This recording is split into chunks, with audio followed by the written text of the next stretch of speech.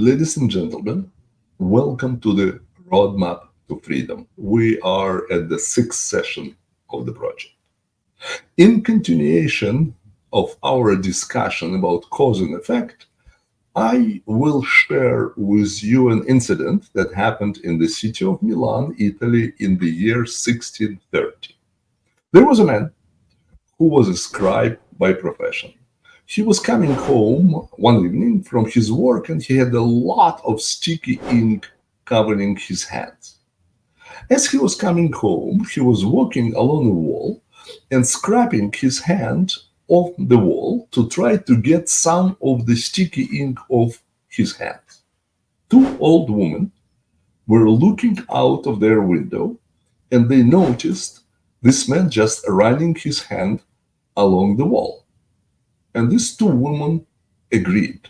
This man must be the agent of the devil who was spreading the plague across our beloved city of Milan. And of course, being good citizens, they reported him to the proper authorities. When questioned, the scribe explained, "Well, you see the ink on my hands," and was told, "You're lying. Confess." Now, ladies and gentlemen, what do you do with a man who absolutely refuses to tell the truth?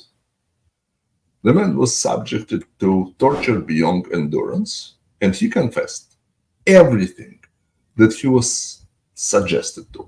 The poor man, in desperation, named everyone he knew in the city of Milan. Those unfortunate people were in turn tortured beyond endurance until they named everyone they knew.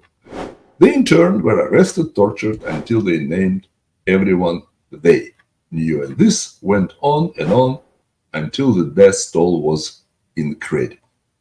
Finally, a pharmacist was tortured into confession that it was he who made the magic ointment that the scribe and others had used to spread the plague throughout Milan. And he was, of course, slowly put to death.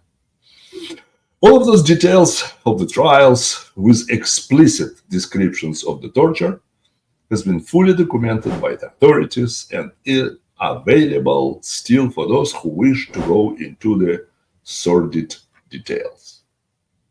Are you aware that these things happened? Burning people alive at the stake and those kind of things. Incidentally, they burned children at the stake. The scientists of the time agreed that it's necessary and cheered it up. Don't you love scientists? All right, I have a question to you. What was the underlying cause of all this needless torture, suffering? No comprehension of cause and effect in the second science, biology. What was the true cause of the plague? Was it witches? Was it devil? I've got some good news to you. 264 years after the poor pharmacist was executed, his house was destroyed, his family driven into poverty and exile. 264 years later, the man was fully, completely vindicated. The poor fellow was innocent, after all, and all others too. Isn't that good news? Do you feel better now? It was year 1894 when Kitasato in Japan and Yersin in Switzerland independently discovered the cause of the bubonic plague. And when they looked through their microscopes, they didn't see the devils, witches. They saw, for the first time, the true cause of the plague, the microscopic Bacillus pestis. And I might illustrate that an even greater tragedy 2 centuries before this occurred in Milan. Certain people got the idea that cats were agents of the devil. And they launched a crusade throughout much of Europe to destroy all these evil cats. It turned out to be probably the most successful European cruise in history. and they obliterated most of the cats from the face of Europe. I will give you one guess as to what followed.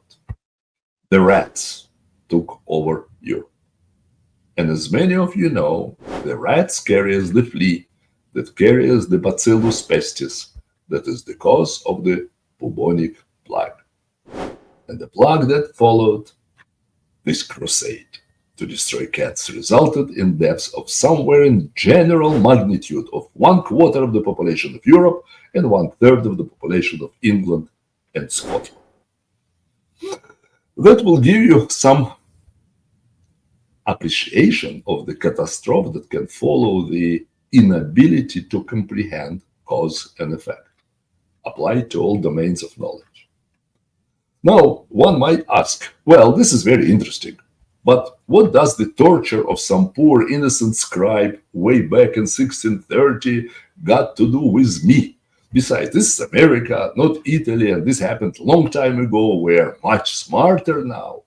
Ladies and gentlemen, our understanding of cause and effect today in the social domain is no more accurate than was our earlier belief that witches caused the plague. Can you accurately identify the cause of our social catastrophes with the certainty and accuracy that Yersin and Kitasato identified the cause of the plague? Can you do that? What is the cause of war, rioting, economic depression, famine, poverty, mass unemployment, inflation? Ladies and gentlemen, you and I will use the scientific method to demonstrate and prove that today's authorities, today's experts, have no more accurately identified the true cause of these various problems than did the authorities in Milan accurately identify the true cause of the plague. Several centuries ago, due to man's blind acceptance of superstition, total superstition, we blamed witches and devils for the plague. Today, due to the same identical, totally blind acceptance of superstition, we're blaming the wrong thing for the cause of war, riot, poverty, unemployment, inflation, etc., etc., etc. We consistently blame the wrong thing and the wrong people. During this lecture series, I will carefully identify with precision the true causes of all these disasters. Let us stop here. We will talk next time about the second failure of the science to prevent the disasters of yesterday and today, and God forbid tomorrow. Until next